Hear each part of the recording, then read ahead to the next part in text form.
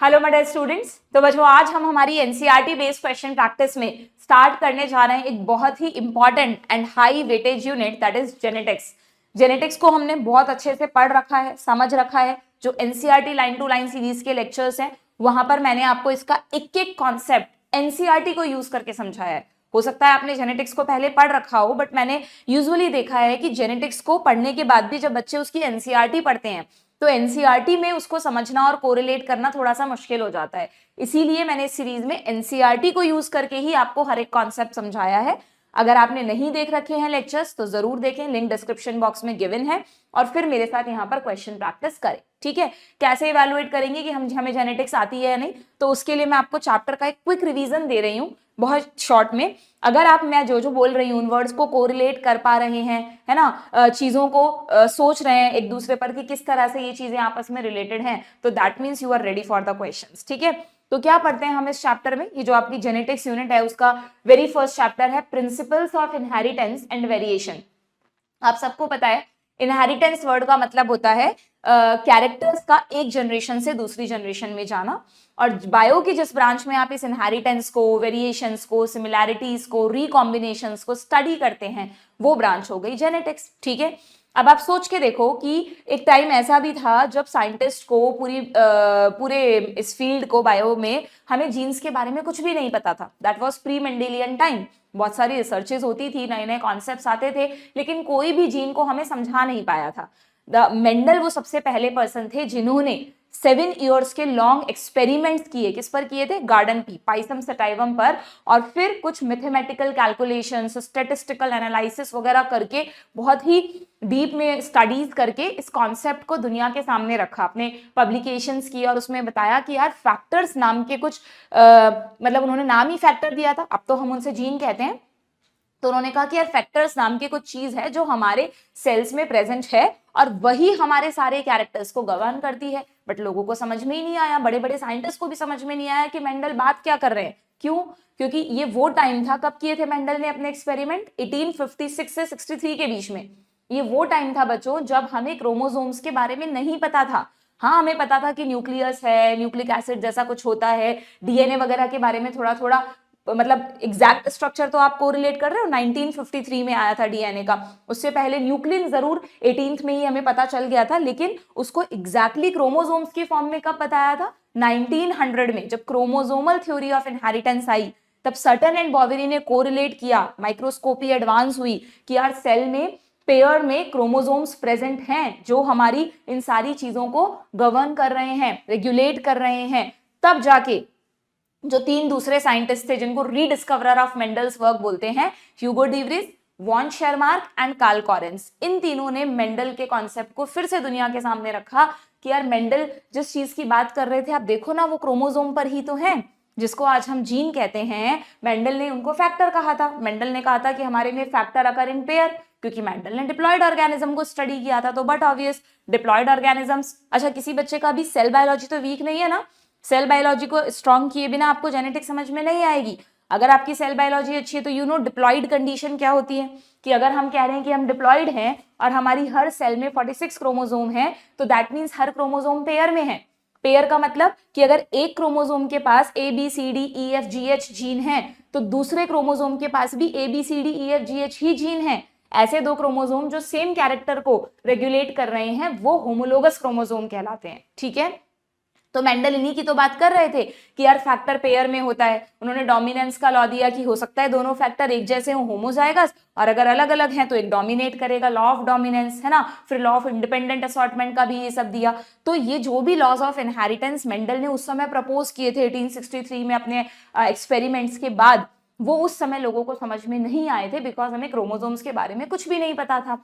फिर मेंडल, जब क्रोमोसोम्स के बारे में पता चला, तब जाके हमें समझ में आया कि मेंडल जिस फैक्टर की बात कर रहे हैं, जिसको वो फिजिकली प्रूफ नहीं कर पाए थे कि ये फैक्टर्स कहाँ होते हैं, उन्हें समझ में आ गया था बिल्कुल मैथमेटिक्स से कि यार फैक्टर्स होते हैं, पेयर में होते हैं, वही हमारे कैरेक्टर्स को कंट्रोल कर रहे हैं, वो डिस्क्रीट यूनिट हैं। बट वो एग्जैक्टली सेल में कहाँ है, इस बात को मेंडल प्रूफ नहीं कर पाए थे because of lack of microscopy. वो चीज बाद में 1900 के बाद हमें समझ में आई।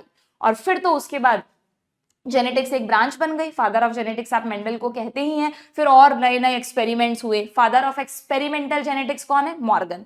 मॉर्गन ने फ्रूट फ्लाइज पर खूब सारे अलग अलग एक्सपेरिमेंट्स किए और फिर हमें ये समझ में आया कि मेंडल ने जो लॉ हमें दिए थे, लॉ ऑफ इनहेरिटेंस, जो 3 लॉ हम पढ़ते हैं, वो तो मोस्ट ऑफ द जगह एप्लीकेबल है ही, बट हाँ कुछ जगह उनके एक्सेप्शंस भी हैं। जब मॉर्गन ने लिंकेज का कॉन्सेप्ट रखा तो हमें समझ में आया कि यार इंडिपेंडेंट असॉर्टमेंट फॉलो तो होता है बट कुछ जगह नहीं भी फॉलो होता। जहां पर भी जीन आपस में लिंक्ड होंगे, जो भी मैं बोल रही हूँ बच्चों ध्यान से सुन के कोरिलेट करो। ऐसे नहीं कि मैम रिवीजन दे रही है छोड़ो, अभी जब क्वेश्चन प्रैक्टिस शुरू कराएंगी तब ध्यान देंगे। जो भी मैं बोल रही हूँ आप अपने दिमाग में उस चीज को पूरा, जैसे हम एक्सरसाइज से पहले वार्म अप नहीं करते, बिल्कुल वैसे ही आप सोचो कि आपको सब कुछ याद आ रहा है। अगर आ रहा है तो इसका मतलब जेनेटिक्स पे आपकी कमांड है। ओके, तो क्या कह रही थी मैं आपको कि मेंडल ने जो इंडिपेंडेंट असॉर्टमेंट कहा था वो मोस्ट ऑफ द जगह फॉलो होता है। जो उनका रेशो आया डाइहाइब्रिड क्रॉस में 9:3:3:1, लेकिन जब मॉर्गन ने एक्सपेरिमेंट्स किए तो वो रेशो नहीं आ रहा था, तो उसको उन्होंने लिंकेज से समझाया। तो अगर आपसे पूछ लें कि लिंकेज का किसने डिस्कवर किया, तो मॉर्गन ने। लिंकेज टर्म किसने दी? मॉर्गन ने। किस पर एक्सपेरिमेंट्स किए? फ्रूट फ्लाई, ड्रोसोफिला मेलानोगास्टर पे। सिंपल सी बात है ना। तब हमें लिंकेज का कॉन्सेप्ट समझ में आया कि 2 जीन जितना पास होंगे उतना वो लिंक्ड होंगे और उतना उनमें क्रॉसिंग ओवर के चांसेस कम होंगे, क्योंकि इंडिपेंडेंट असॉर्टमेंट तो क्रॉसिंग ओवर की वजह से होता है ना। जो रिकॉम्बिनेशंस आते हैं वो क्रॉसिंग ओवर की वजह से आते हैं। तो अगर 2 जीन बहुत पास पास हैं तो क्रॉसिंग ओवर के चांसेस कम हो गए, सीधी सी बात है। और एक्सपेरिमेंट्स हुए। फिर ये भी समझ में आया कि लॉ ऑफ डोमिनेंस के भी कुछ एक्सेप्शंस हैं, इनकम्प्लीट डोमिनेंस, को डोमिनेंस, है ना।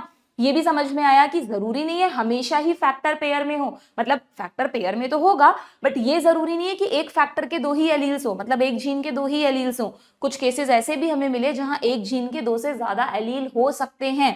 एक ऑर्गेनिज्म में 2 ही एलील प्रेजेंट होंगे क्योंकि वो डिप्लॉइड है, बट ओवरऑल पॉपुलेशन में उसके 2 से ज्यादा एलील्स हो सकते हैं, यानी मल्टीपल एलीलिज्म भी पॉसिबल है, जैसे हमारे ह्यूमन पॉपुलेशन में ब्लड ग्रुप का जीन। फिर ये भी समझ में आया कि यार मेंडल ने कहा था कि एक जीन एक ही कैरेक्टर को गवर्न करता है, लेकिन इसके भी एक्सेप्शंस हैं। एक जीन से जरूरी नहीं है एक ही फिनोटाइप अफेक्ट हो, कई बार एक जीन से मल्टीपल फिनोटाइप्स भी अफेक्ट होते हैं, जिसको नाम दिया प्लियोट्रॉपी। कंफ्यूज नहीं होना। और पॉलीजेनिक क्या था? पॉलीजेनिक था कि मेंडल ने कहा था कि एक कैरेक्टर को एक ही जीन रेगुलेट करेगा, लेकिन इसके भी एक्सेप्शंस हैं। कई बार एक ही कैरेक्टर को बहुत सारे जीन्स भी रेगुलेट करते हैं, पॉलीजेनिक इनहेरिटेंस। जैसे ह्यूमन हाइट, हमारा स्किन कलर, जिसमें बहुत सारे फिनोटाइप्स हैं, वहां पर आपको पॉलीजेनिक इनहेरिटेंस मिलेगा। ठीक है, तो इस तरह बहुत सारी नई नई चीजें जेनेटिक्स में डिस्कवर होती गई। ह्यूगो डिवरीज ने म्यूटेशंस के बारे में बताया। ठीक, ये भी समझ में आया कि सेक्स डिटर्मिनेशन की जो हम बात करते हैं, बॉय है या गर्ल है, वो भी एक्चुअली क्रोमोसोम ही डिसाइड कर रहे हैं, एक्स एक्स एक्स वाई। अगर ह्यूमंस है तो उसमें मेल में एक्स और वाई 2 तरह के हैं, बट अगर बर्ड्स हैं तो वहां पे उल्टा भी होता है कि मेल में नहीं बल्कि फीमेल यानी ओवम से ये डिसाइड होता है कि मेल बर्ड होगा या फीमेल बर्ड होगा। हेट्रोगैमेटी बहुत फ्रिक्वेंटली क्वेश्चन आता है। ठीक है, और फिर बहुत सारे जेनेटिक डिसऑर्डर्स भी आप इस चैप्टर में पढ़ते हैं कि कई बार हमें डिसऑर्डर इस वजह से होता है कि हमारे जीन में कोई डिफेक्ट है। अगर वो जीन ऑटोजोम पर है तो ऑटोजोमल, अगर वो जीन सेक्स क्रोमोसोम पर है तो सेक्स लिंक डिसऑर्डर। अगर उस जीन का डोमिनेंट फॉर्म डिजीज के लिए रिस्पॉन्सिबल है तो डोमिनेंट, और अगर रेसेसिव फॉर्म रिस्पॉन्सिबल है तो रेसेसिव डिसऑर्डर्स। ठीक है, और इन डिसऑर्डर्स को स्टडी करने के लिए सबसे लास्ट में आप इस चैप्टर में पढ़ते हैं पेडिग्री एनालिसिस, जिस पर भी क्वेश्चंस आते हैं। मैंने लेक्चर में बहुत अच्छे तरह से आपको सिखाया है कि कैसे आप पेडिग्री को इजी फॉर्म में समझ सकते हो। ओके, तो ये सारी चीजें, इतने सारे कॉन्सेप्ट हमने इस चैप्टर में पढ़े हैं, and each and every concept is important बच्चों, इक्वली इंपॉर्टेंट। कोई भी टॉपिक से क्वेश्चन आ सकता है, क्योंकि आपको पता है जेनेटिक्स में आप मान के चलो प्रिंसिपल्स चैप्टर से 6 से 7 क्वेश्चन, और जो अगला चैप्टर है मॉलिक्यूलर बेसिस ऑफ इनहेरिटेंस, वो तो बहुत बड़ा चैप्टर है, उससे तो 8 से 9 क्वेश्चंस भी कई बार आते हैं। दोनों चैप्टर से मिलाकर 13-14 क्वेश्चन, कई बार 11-12 भी रह जाते हैं, बट आप 13-14 क्वेश्चन मान के चलो नीट में आते ही आते हैं।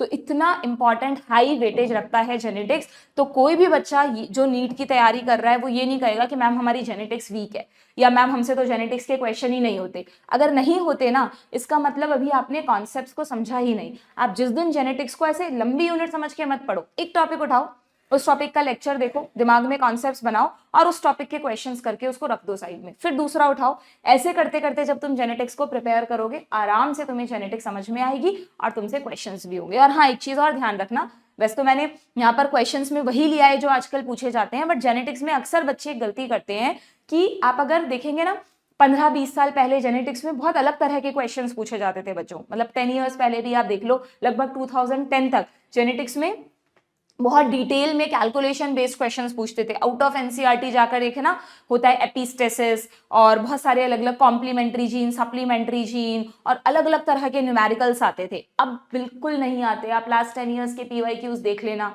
बिल्कुल नहीं आते। तो अननेसेसरी उन क्वेश्चंस की प्रैक्टिस में टाइम मत वेस्ट करो। जो पूछा जाता है, जो एनसीईआरटी बेस्ड है, वही पढ़ो, वही तुम्हारे नीट की प्रिपरेशन को स्ट्रांग बनाएगा और तुम्हें सीट दिलाएगा। ठीक है, चलिए तो स्टार्ट करें हम इस चैप्टर के क्वेश्चंस करना। अच्छा, इस चैप्टर को आप चाहे ओल्ड एनसीईआरटी से पढ़ लो चाहे न्यू से पढ़ लो, सेम है। जेनेटिक्स में इवोल्यूशन में कोई चेंज नहीं हुआ है। ओके, ठीक है भाई, तो देखते हैं क्या क्वेश्चन है हमारे पास। सबसे पहला क्वेश्चन, मेंडल सेलेक्टेड पी, है ना, इसमें भी आपको ध्यान रखना है। पी दो होते हैं, एक स्वीट पी भी होता है, गार्डन पी होता है। तो मेंडल ने गार्डन पी पे अपने एक्सपेरिमेंट किए थे, that is Pisum sativum. Sweet pea होता है लेथाइरस ओडोरेटस, पुराने पीवाईक्यूज में मिल जाएगा, अब नहीं पूछते। Okay, Mendel selected pea as material for his experiments because, बताओ भाई क्यों उन्होंने पी को ही चूज किया था। इस चैप्टर के स्टार्टिंग में हम पढ़ते हैं ना कि भाई मेंडल ने गार्डन पी को क्यों चूज किया। मेंडल जिस मोनेस्ट्री में रहते थे ना बच्चों, वहां पर बहुत बड़े फील्ड्स थे, उन फील्ड्स में बहुत आराम से उन्होंने पी को ग्रो किया और 7 इयर्स तक आप सोचो उस पर एक्सपेरिमेंट किए। एक सबसे अच्छी बात की पी में बहुत कम समय में नई जनरेशन मिल जाती थी। पी में, क्योंकि पी बाइसेक्सुअल है, लेग्यूम है, फेबेसी फैमिली का मेंबर है, बाइसेक्सुअल है, तो पी में वो सेल्फ पॉलिनेशन तो करवा ही सकते थे।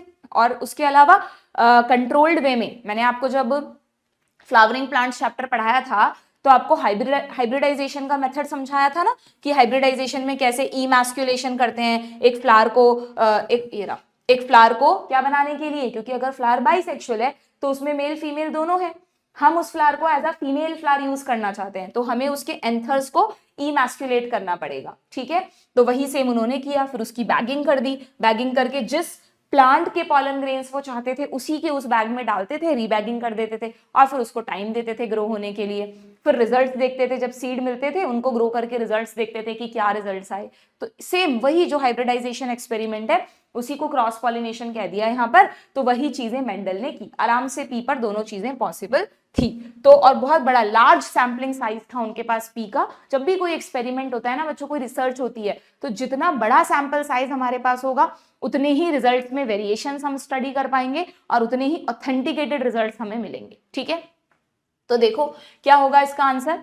क्या पी एक एनुअल प्लांट है? हमेशा कोई बच्चा अभी ये तो नहीं समझता कि एनुअल प्लांट मतलब जो 1 साल बाद अपनी नई जनरेशन बनाएगा। एनुअल प्लांट मतलब जो सीजनल, एक ही सीजन में लाइफ साइकिल कंप्लीट कर लेता है। वीट, राइस, पी, ये सब एनुअल प्लांट्स में आते हैं क्योंकि इनका लाइफ साइकिल होता है 3 to 4 मंथ्स का, ज्यादा से ज्यादा 4 to 5-6 मंथ्स का होगा, बट जनरली 3 to 4 मंथ्स रहता है। ठीक है, तो एनुअल प्लांट है with comparatively short life cycle. Yes, यही मेंडल को चाहिए था कि जल्दी जल्दी रिजल्ट्स मिले।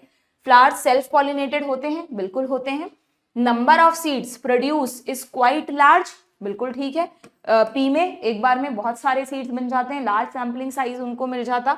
एंड तो फिर ऑल ऑफ द अबव, तो ये सारे कैरेक्टर्स यहाँ पर सही है। ठीक है, next question, given below are the pair of contrasting traits in Pisum sativum, identify the incorrect pair of trait। yes, ये बहुत frequently आता है, आप देखना लास्ट 10 years में इस तरह का क्वेश्चन लगभग अल्टरनेटिवली पूछा गया है। सिंपल सा क्वेश्चन दे देते हैं कि इनमें से चूज करो कौन सा डोमिनेंट ट्रेट है या कौन सा रेसेसिव ट्रेट है ना। तो हर बच्चे को ये टेबल बहुत अच्छे से आनी चाहिए कि कौन सा रेसेसिव है कौन सा डोमिनेंट है। इसमें एक चीज है जो आप गलती करते हैं, हाइट तो सही याद रहता है आपको, कलर वगैरह भी सब सही कर देते हो ज्यादातर। हाँ, कंफ्यूजन जो होता है एक तो फ्लावर पोजीशन में मैंने देखा है, कई बार आप कंफ्यूज रहते हो।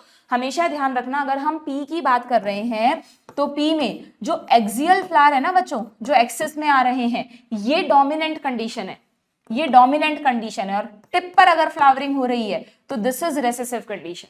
एक तो ये ध्यान रखना, अपाइकल जो टर्मिनल पोजीशन है वो रेसेसिव है जबकि एक्सियल वाली डोमिनेंट है। ओके, एंड दूसरा कंफ्यूजन जो आपको होता है वो यहाँ होता है pod colour and seed colour, क्योंकि दोनों में ग्रीन एंड येलो है, तो किसमें कौन सा डोमिनेंट और कौन सा रेसेसिव है। तो मैंने तो एक सिंपल सी चीज याद रख कर रखी है कि हम जो पी के सीड्स खाते हैं, मटर में क्या खाते हैं हम, सीड्स ही तो खाते हैं, हम जो पी के सीड्स खाते हैं वो एक रेसेसिव फीचर है। नॉर्मली आपने देखा होगा हम ज्यादातर फीचर जो यूज करते हैं वो डोमिनेंट होते हैं, है ना, क्योंकि डोमिनेंट वाले ज्यादा होते हैं। बट पी में आप सोचो green seed is the recessive trait.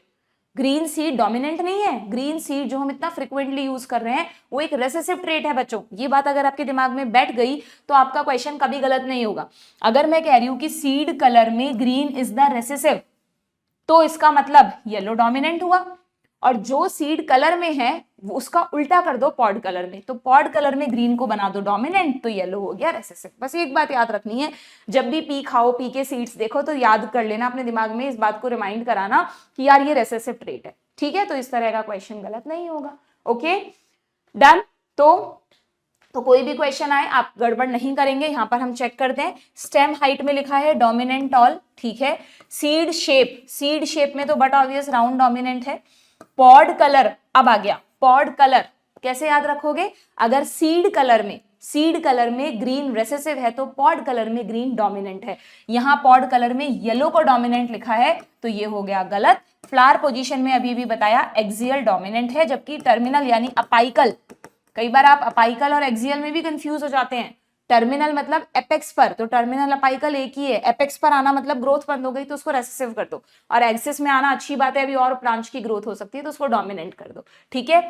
मैं तो अगर ट्रिक्स भी, आपने देखा होगा, आप मुझसे पढ़ते हो चैनल पे, कि ज्यादातर ट्रिक्स मैं आपको नहीं बनवाती क्योंकि मुझे ट्रिक्स के थ्रू याद करने में समझ में नहीं आता कि ट्रिक ही नहीं याद आई तो एग्जाम में क्या करेंगे। बट अगर कहीं पर जरूरी है तो ट्रिक्स भी ऐसी बनाओ जो उस वर्ड को देखते ही याद आ जाए, या उसके पीछे भी एक लॉजिक हो, तो इजीली आपको चीजें याद रहेंगी, ठीक है। चलिए क्लियर है, क्वेश्चन कर लेंगे, ऐसा कोई भी क्वेश्चन आता है तो।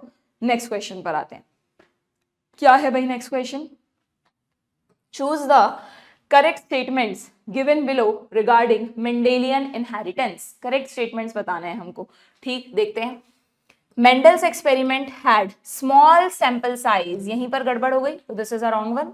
अ ट्रू ब्रीडिंग लाइन, इस वर्ड का मतलब समझते हो क्या आप, इस चैप्टर में मैंने बहुत अच्छे से आपको पढ़ाया है कि प्योर ब्रीड या ट्रू ब्रीड किसे कहते हैं। मेंडल ने जितने भी प्लांट्स यूज किए थे बच्चों वो सब ट्रू ब्रीडिंग पी लाइन्स थी।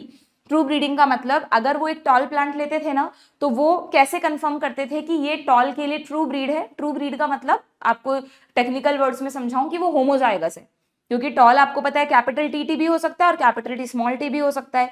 तो अगर ये कैपिटल टी ही होना चाहिए, मेंडल ये चाहते थे, यानी एक प्योर ब्रीड होना चाहिए, होमोजाइगस होना चाहिए, इसके अंदर ड्वार्फनेस का फैक्टर ही ना हो। वो कैसे कंफर्म करते थे, 6 से 7 जनरेशन तक वो उस प्लांट में सेल्फ पॉलिनेशन होने देते थे। अगर वो हर बार सेल्फ पॉलिनेशन में टॉल प्लांट ही बना रहा है तो वो ये मान के चलते थे कि इसके अंदर ड्वार्फनेस का फैक्टर ही नहीं है। क्योंकि तुम खुद सोचो, अगर उसके अंदर ड्वार्फनेस का फैक्टर होता और अगर वो सेल्फ पॉलिनेशन करता, खुद से ही पॉलिनेशन करता, तो कभी ना कभी तो ये कॉम्बिनेशन भी बनता, 7 जनरेशन तक कर रहे हैं हम। लेकिन अगर नहीं बन रहा, इसका मतलब वो प्लांट प्योर है, वो जब भी पॉलिनेशन करेगा, नया प्लांट बनाएगा तो कैपिटल टी ही कॉम्बिनेशन आएगा। ओके, तो प्योर ब्रीड किसको कहते हैं, प्योर ब्रीड का मतलब होता है, वेरी इंपॉर्टेंट, इस पे वर्ड टू वर्ड आपको ध्यान रखना है, stable trait inheritance. Same trait stably inherit हो रहा है, कोई चेंजेस नहीं हो रहे हैं, and expression for several generation. जो स्टेबल ट्रेट है वही ट्रेट इनहेरिट भी हो रहा है, वही ट्रेट एक्सप्रेस भी हो रहा है कई जनरेशन तक। कई जनरेशन का मतलब 6 to 7 जनरेशन तक सेल्फ पॉलिनेशन कराने पर। बट ऑब्वियस सेल्फ पॉलिनेशन ही तो कराएंगे, क्रॉस में तो फिर किसी और का भी फीचर आ जाएगा। ओके, तो ये भी देखो इतना सिंपल सा क्वेश्चन है बच्चों, बट जब नीट में ना 2-3 बार आ चुका है लास्ट 6-7 ईयर्स में। फर्स्ट टाइम तो जब मैंने क्वेश्चन देखा तो आई वाज शॉक, यार इतना सिंपल क्वेश्चन भी पूछ लेते हैं क्या, बट यस पूछ लेते हैं। ये क्वेश्चन था कि भाई मेंडल ने कितनी ट्रू ब्रीडिंग पी लाइन्स ली थी, एक ऑप्शन 7 और एक ऑप्शन 14। तो हो सकता है आप 7 भी टिक करके आ जाएं, क्योंकि कैरेक्टर्स तो 7 ही थे, पर हर कैरेक्टर के 2-2 तरह के ट्रू ब्रीड थे ना, एक प्योर टॉल एक प्योर डॉर्फ। तो टोटल कितने ट्रू ब्रीडिंग पी लाइन्स हुए, 14 हुए। 7 को टिक नहीं करेंगे आप, 14 को टिक करेंगे, या तो पेयर में लिख रहा है तो 7 पेयर लिख रहा होगा, ठीक है। इस तरह से आपको छोटी छोटी चीजें जेनेटिक्स में ध्यान रखनी है। अब वो टाइम नहीं है जब एनटीए कहीं बाहर से जाकर कुछ आउट ऑफ द एनसीईआरटी जाकर टिपिकल सी चीज पूछ रहा है। एनटीए सब कुछ आपका एनसीईआरटी से ही पूछता है, और कई बार तो इतना सिंपल क्वेश्चन पूछ लेता है कि ओवर एक्साइटमेंट में आप गलती कर बैठते हो। तो आपको बिल्कुल आराम से क्वेश्चंस करने हैं, ढंग से पढ़ना है, अपने कॉन्सेप्ट्स पर जितना ज्यादा कॉन्फिडेंट रहोगे उतना आपकी सिली मिस्टेक्स कम होंगी, ठीक है। तो a true breeding P line मतलब sorry a true breeding line show stable trait inheritance and expression for several generation. ठीक है, बिल्कुल अगर सिंपली आपने समझा हुआ है लाइन को तो आपको समझ में आ जाएगा क्या लिखा है। Now in a dissimilar pair of factor, factor का पेयर मतलब ये दोनों, डिसिमिलर मतलब heterozygous condition, one member of the pair dominates over the other. Yes, Mendel ने कहा अगर दोनों अलग अलग हैं तो दोनों में से कोई एक डोमिनेट करेगा, वो डोमिनेंट, और दूसरा वाला recessive. A recessive parental trait is expressed only in its heterozygous condition। heterozygous condition में क्या कभी recessive वाला खुद को express करता है? never। recessive सिर्फ और सिर्फ homozygous condition में express करता है। ठीक है, जेनेटिक्स में सारा खेल वर्ड्स और लैंग्वेज का है। आप जेनेटिक्स को समझने के लिए सिंप्लीफाई फॉर्म में समझ तो लेते हो, बट उसके टेक्निकल वर्ड्स को देखना भूल जाते हो, इसीलिए आपसे जेनेटिक्स के क्वेश्चंस नहीं होते या गलत होते हैं। जब भी आप जेनेटिक्स का कॉन्सेप्ट पढ़ रहे हो पहले बिल्कुल सिंपल भाषा में समझो उसे, और फिर उसमें जो भी आपने समझा है हर वर्ड के लिए टेक्निकल टर्म को देखते जाओ, तो आपकी अप्रोच एकदम सही हो जाएगी। ठीक है, then two alleles of a gene, एक जीन के दो alleles are located on homologous site on homologous chromosome. इसका मतलब सब बच्चों को पता है क्या कि अगर ये सेल के न्यूक्लियस में मैं क्रोमोसोम्स को इस तरह ड्रॉ कर दूं, मान लो किसी के पास 3 पेयर क्रोमोसोम है, तो उसका मतलब ये एक क्रोमोसोम है, ये दूसरा क्रोमोसोम है। अभी इन्होंने रेप्लिकेशन नहीं किया, अगर रेप्लिकेशन कर लिया होता तो ये ऐसे अपना एक क्रोमैटिड और एक ही अपना क्रोमैटिड बना लेता।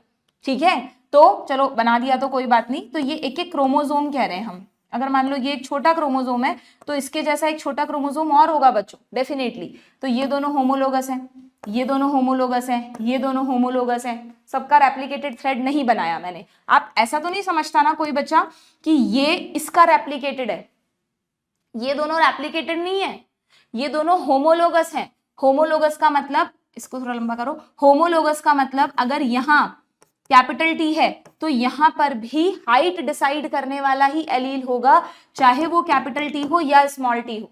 रेप्लिकेटेड होता अगर तो यहाँ कैपिटल टी है तो यहाँ भी 100% कैपिटल टी ही होता। समझ रहे हैं ना? आप जब भी कहते हैं दो होमोलोगस क्रोमोसोम, तो होमोलोगस क्रोमोसोम का मतलब एक दूसरे की रेप्लिका नहीं, होमोलोगस का मतलब अगर यहाँ हाइट डिसाइड करने वाला एलील है तो यहाँ भी वही होगा इसके सामने, इसको बोलते हैं होमोलोगस साइट। अगर यहाँ पर सीड का कलर डिसाइड करने वाला कोई भी एलील है, भी मैं ए लिख देती हूं, तो यहाँ पर भी कैपिटल ए भी हो सकता है, स्मॉल ए भी हो सकता है। ये है होमोलोगस कंडीशन।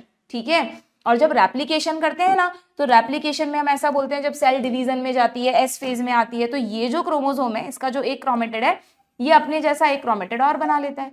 तो तब ये कह सकते हैं आप कि अगर यहाँ कैपिटल टी है तो डेफिनेटली यहाँ भी कैपिटल टी होगा, क्योंकि ये दोनों रेप्लिका है। अगर यहाँ कैपिटल ए है तो यहाँ भी कैपिटल ए होगा, क्योंकि ये दोनों रेप्लिका है। ओके, इसी तरह यहाँ पर भी जब ये रेप्लिकेशन कर रहा है तो इसने भी अपने जैसा क्रोमेटिड बना लिया। अगर यहाँ स्मॉल टी है तो यहाँ स्मॉल टी होगा, अगर यहाँ कैपिटल टी है तो यहाँ कैपिटल टी होगा। ठीक है, तो रेप्लिकेटेड क्रोमेटिड्स अलग है। रेप्लिकेटेड का मतलब तो ये दोनों सिस्टर क्रोमेटिड्स, ये दोनों सिस्टर क्रोमेटिड्स।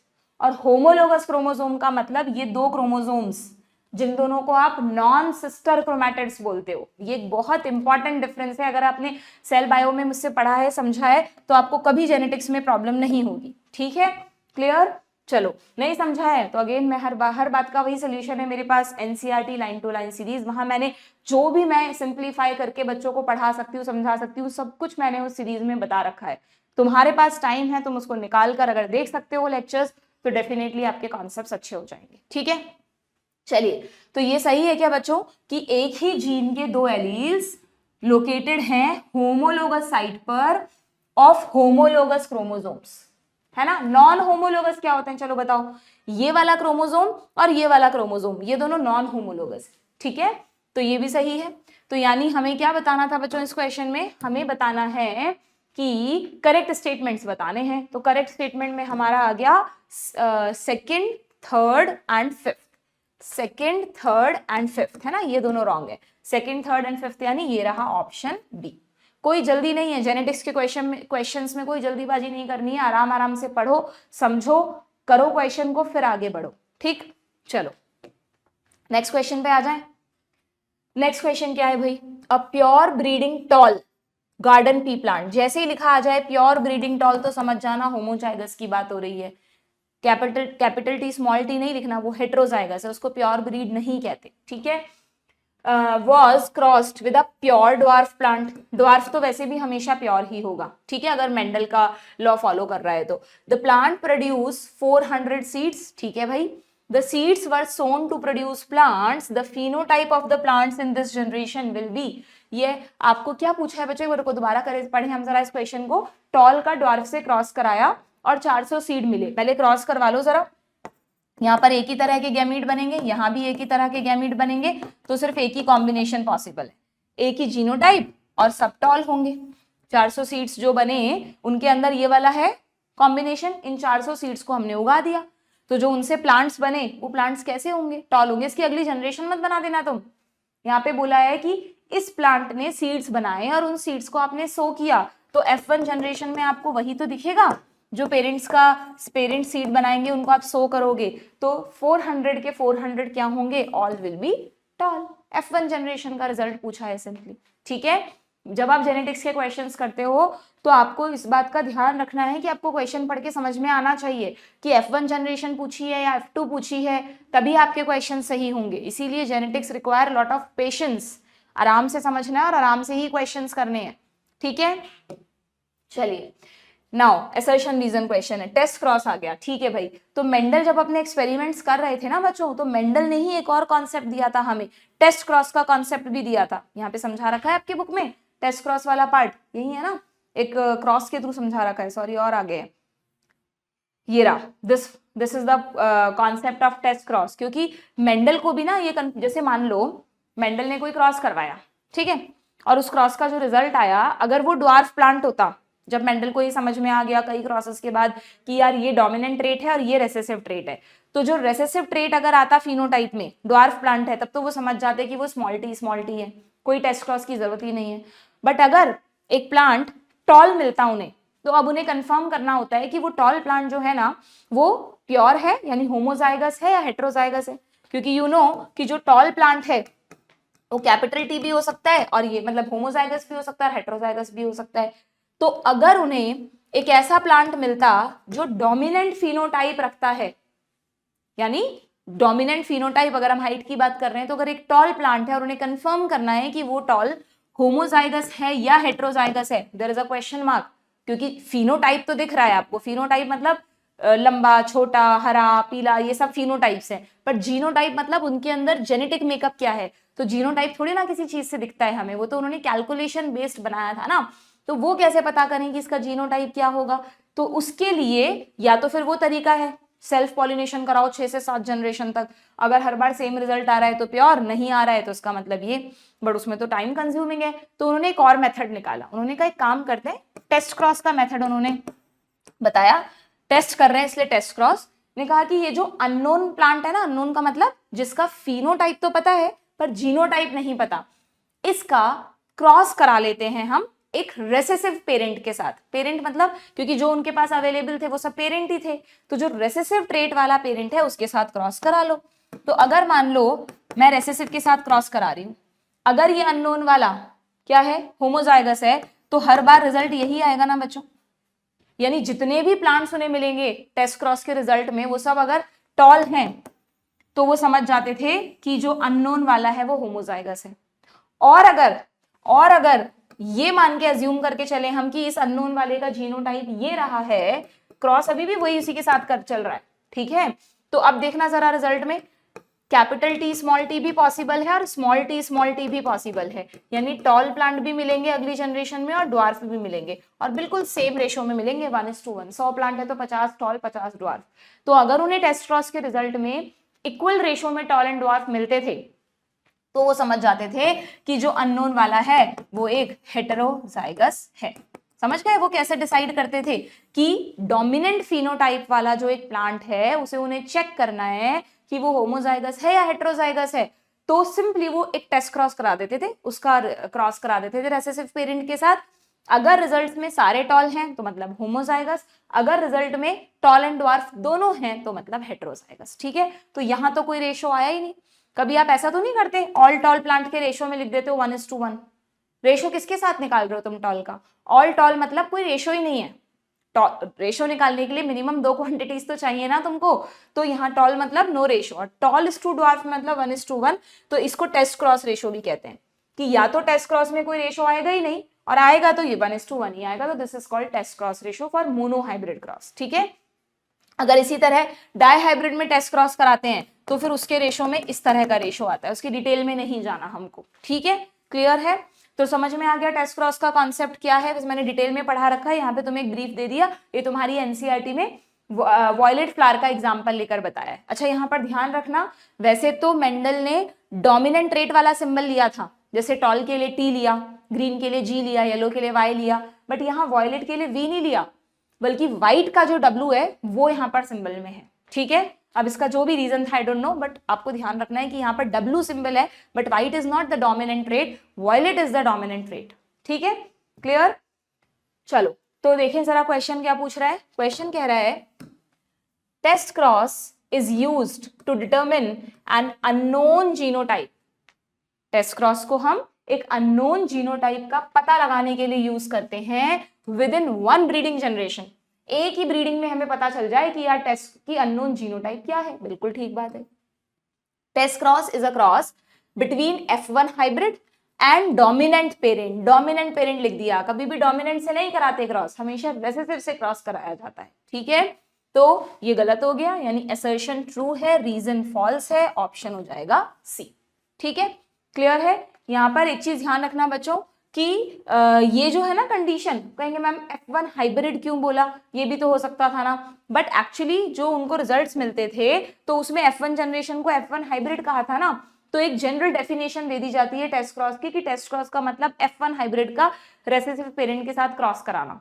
कोई जरूरी नहीं है F1 है ना हेट्रोजाइगस हो, हाइब्रिडाइजेशन से F1 मिला ना, एक टॉल और एक ड्वार्फ का क्रॉस करा के F1 मिला, इसलिए उसको F1 हाइब्रिड कह रहे हैं। ठीक है, और ऐसा भी जरूरी नहीं है कि सिर्फ F1 का ही जीनोटाइप पता करने के लिए टेस्ट क्रॉस करेंगे, F2 का भी पता कर सकते हैं, F3 का भी पता कर सकते हैं, बट डेफिनेशन जो इसकी इन जनरल दी गई ना वो F1 के रेफरेंस में दी गई। देखो यहाँ पे लिखा है कि to determine the genotype of a tall plant at F2 Mendel cross the plant from F2 with a dwarf plant. तो किसी भी जनरेशन का करा सकते हैं, बट इन जनरल जो डेफिनेशन दी गई वो इस तरह की दी गई, इसलिए बहुत जगह लिखा हुआ आ जाता है कि test cross is the cross between F1 hybrid and recessive parent, तो आप उसे सही मानेंगे। ठीक है, क्लियर है?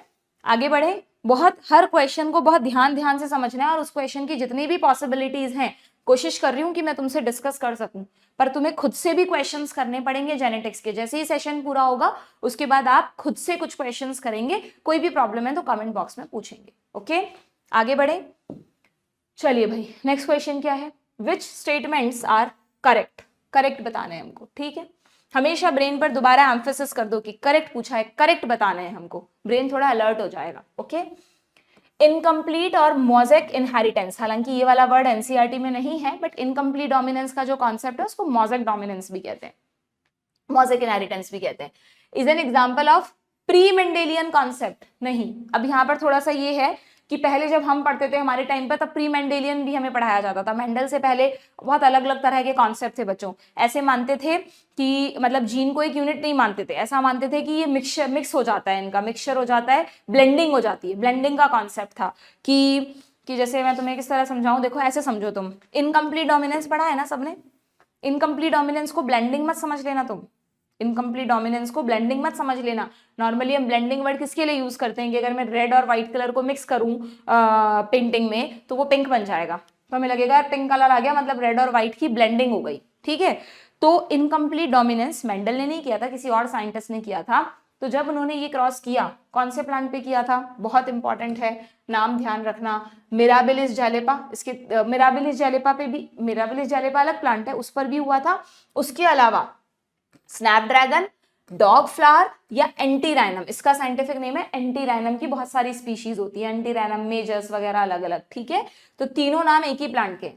और इसके अलावा एक और एग्जांपल तुम यहाँ ऐड कर सकते हो, मिराबिलिस जैलेपा, इसके भी जो फ्लावर्स हैं वो ये शो करते हैं इनकम्प्लीट डोमिनेंस।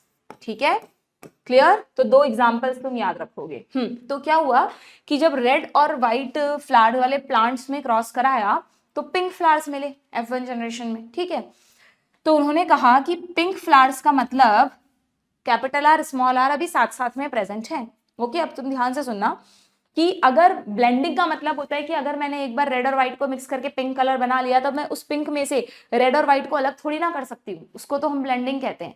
बट अगर यहाँ पर एलील्स की ब्लेंडिंग हुई है का मतलब अगर कैपिटल आर स्मॉल आर के मिलने से एक नया ही तरह का एलील बन गया कोई, जो कि एक्चुअल में होता नहीं है, मैं समझा रही हूँ, मैं एज्यूम करो एक नया ही एलील बन गया, मान लो मैं उसे नाम दे रही हूँ एस, जिसकी वजह से पिंक कलर आया है, तो फिर अगली जनरेशन में भी ये एस ही दो पेयर में लिख लो, मान लो एस एस बन गया, अगली जनरेशन में एस एस ही एस एस जाता।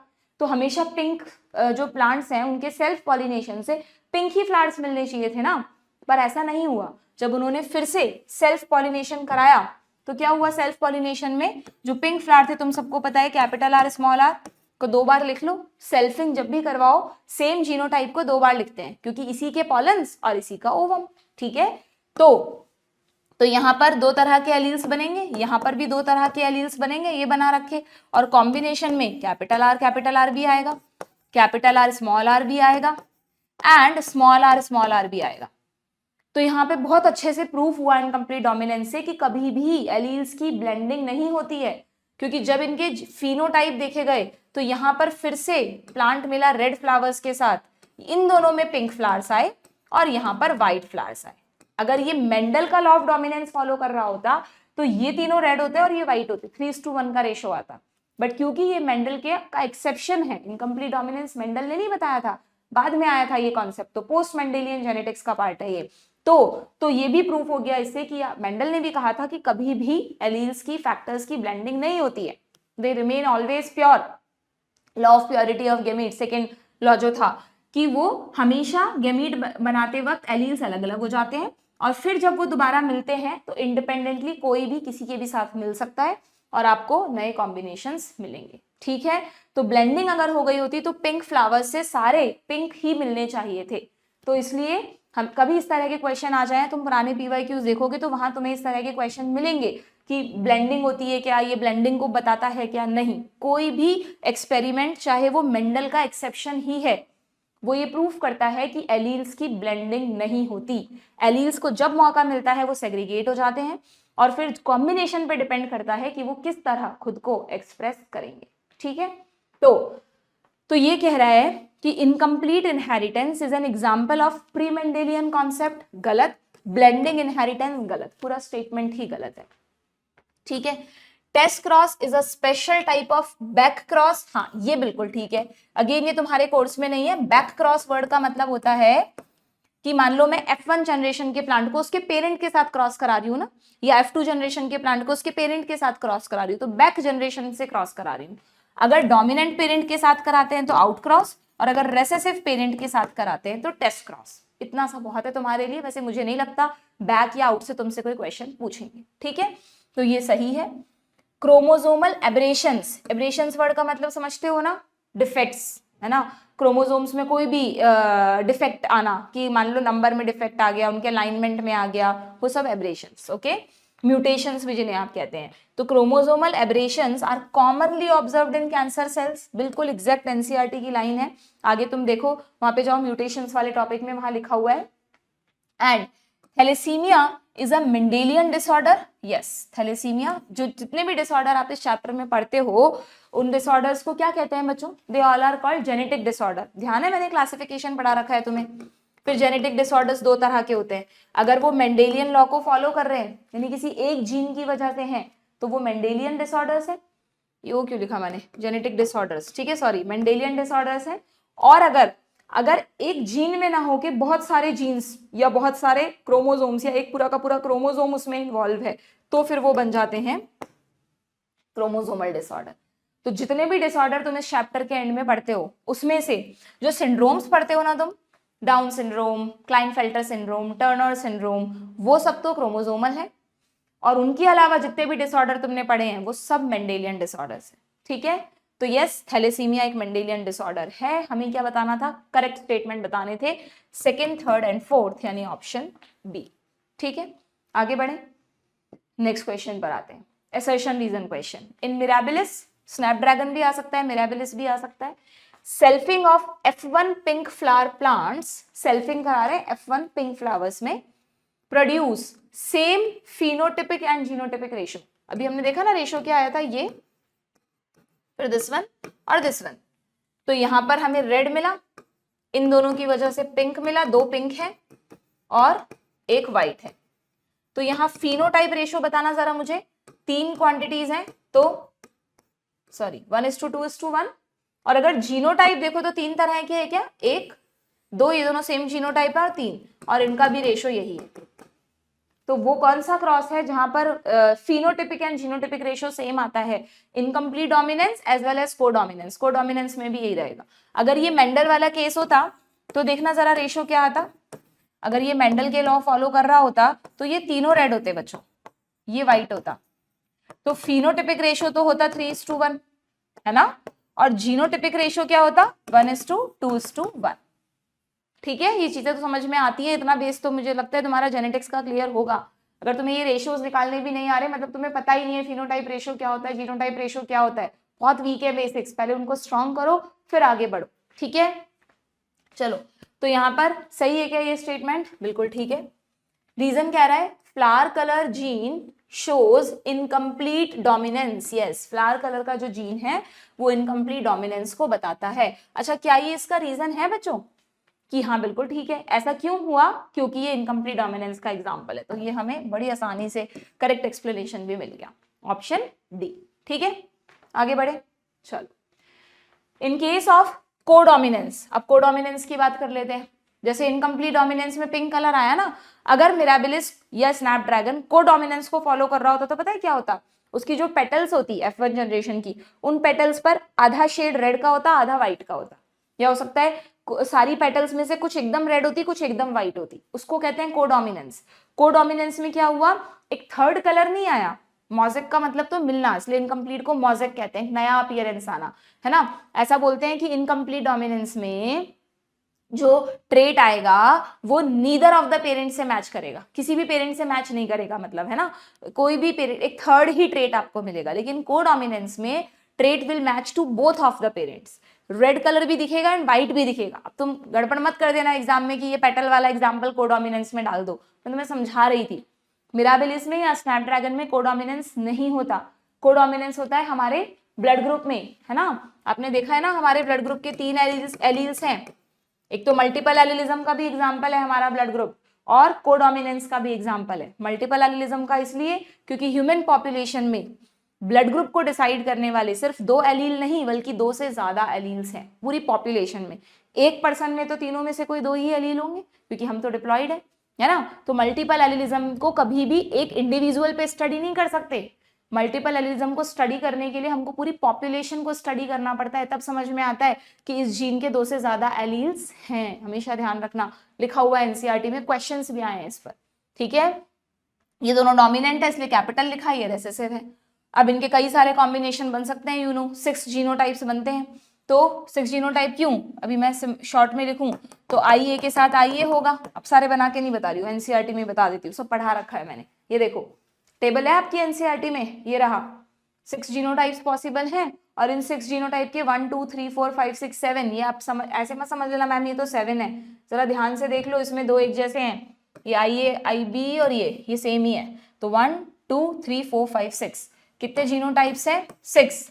और जब आप इनके फिनोटाइप्स बनाओगे तो A B AB and O, तो फिनोटाइप्स कितने हैं, 4। ये क्वेश्चन नीट में बहुत बार आया है कि ब्लड ग्रुप में कितने जीनोटाइप और कितने फिनोटाइप हैं, रटने की जरूरत है क्या, कितने ब्लड ग्रुप्स पढ़ते हो तुम, 4 तरह के, तो फिनोटाइप कितने हुए जो तुम्हें दिख रहे हैं, 4 हैं, और वो कितने जीनोटाइप से बने हैं, 6 जीनोटाइप से बने हैं। ओके, इनमें से which one is the example of codominance, सारे are not the example of codominance.